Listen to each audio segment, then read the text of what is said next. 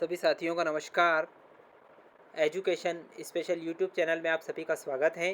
जैसा कि आप सभी को पता है कि एजुकेशन स्पेशल यूट्यूब चैनल एक ऐसा ऑनलाइन प्लेटफॉर्म है जहां से आपको भारतीय इतिहास से जुड़े हुए महत्वपूर्ण प्रश्नों की जानकारी आप तक उपलब्ध करवाई जाती है। आज फिर हम एक महत्वपूर्ण चैप्टर, इंटरेस्टिंग चैप्टर मैं आपके लिए लेकर आया हूँ। पूरे चैप्टर को मैं आपके सामने बताने वाला हूँ।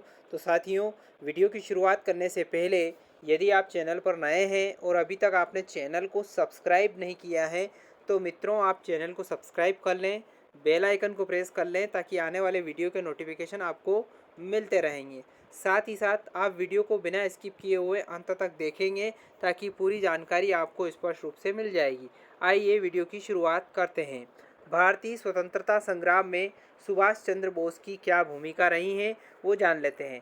पहला बिंदु है, सुभाष चंद्र बोस को 1925 में राष्ट्रवादी गतिविधियों के लिए मांडले में जेल भेजा गया और वह 1927 में रिहा हुए और इंडियन नेशनल कांग्रेस के महासचिव वो 1927 में बने।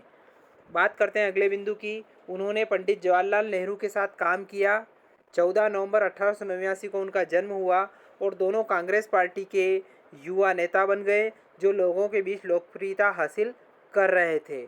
अगले बिंदु की बात करें, उन्होंने पूर्ण स्वराज की वकालत की और इसे हासिल करने के लिए, पूर्ण स्वराज को हासिल करने के लिए वे बल प्रयोग के पक्ष में थे, यानी कि बलपूर्वक स्वतंत्रता हासिल करने के वे पक्ष में थे।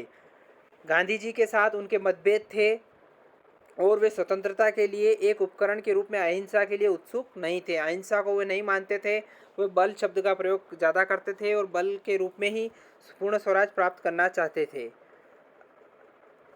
सुभाष चंद्र बोस 1939 में पार्टी के अध्यक्ष चुने गए थे, लेकिन गांधी जी के समर्थकों के साथ मतभेद होने के कारण उन्हें इस्तीफा देने के लिए मजबूर किया गया।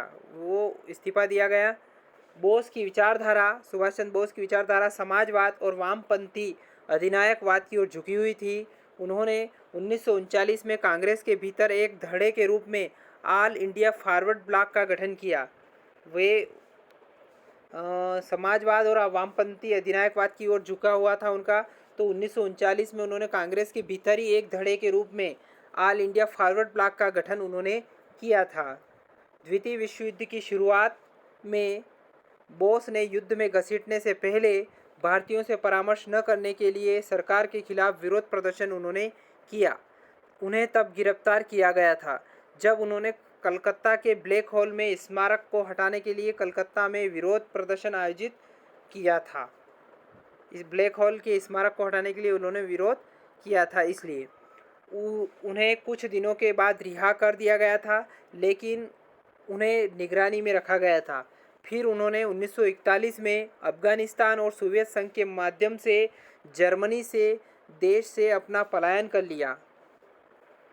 जर्मनी में अपने देश से उन्होंने पलायन कर लिया और उन्होंने पहले यूरोप की यात्रा की और भारतीय छात्रों और यूरोपीय राजनीतिक नेताओं के साथ उन्होंने मुलाकात की। जर्मनी में वह नाजी नेताओं के साथ मिले और स्वतंत्रता हासिल करने के लिए अंग्रेजों के खिलाफ सशस्त्र संघर्ष करने की उम्मीद उन्होंने की। उन्होंने धुरी शक्तियों से दोस्ती की उम्मीद थी, क्योंकि वे उनके दुश्मन अंग्रेज के खिलाफ थे, इसलिए उनको उम्मीद थी। उन्होंने लगभग 4500 भारतीय सैनिकों में से भारतीय सेना की स्थापना की जो ब्रिटिश सेना में थे। उन्हें उत्तरी अमेरिका से जर्मनी द्वारा बंदी बना लिया गया था।